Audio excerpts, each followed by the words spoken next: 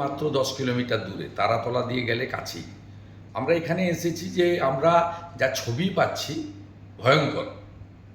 আপনার পুলিশ এবং সিনিয়র অফিসাররা, এডিজি, ডিআইজি, আইজিরা হাত পা ধরছে দাঙ্গাবাজদের, তাদেরকে ব্যবস্থা নেওয়ার পরিবর্তে। নবান্ন অভিযানে জল কামান পাওয়া যায়, টিয়ার গ্যাস দেখা যায়, ওখানে টিয়ার গ্যাস দেখা যাচ্ছে না, হাত পা ধরছেন গিয়ে দাঙ্গাবাজদের। পরিস্থিতি নিয়ন্ত্রণের বাইরে। আপনারা আপনাদের মুখ্য সচিবকে বলুন, স্বরাষ্ট্র সচিবকে বলুন, হাইকোর্টের স্পেশাল বেঞ্চের অর্ডার এখনও কন্টিনিউ করছে সেন্ট্রাল ফোর্স ডিপ্লয়েড করতে সমগ্র মেটিয়া বুরুজ এবং মহেশতলা এলাকাতে, কলকাতা পুলিশ এবং রাজ্য পুলিশের এলাকাতে। যেহেতু রবীন্দ্রনগরে ঘটনা ঘটেছে, আমরা রাজ্য পুলিশের হেডকোয়ার্টারে এসেছি। ভারতীয় জনতা পার্টির 4জন এমএলএ সাথী আছে বিরোধী দলের নেতা হিসেবে। আমরা আর্ত মানুষকে, হিন্দুদেরকে প্রোটেকশন দেওয়ার জন্য এসেছি।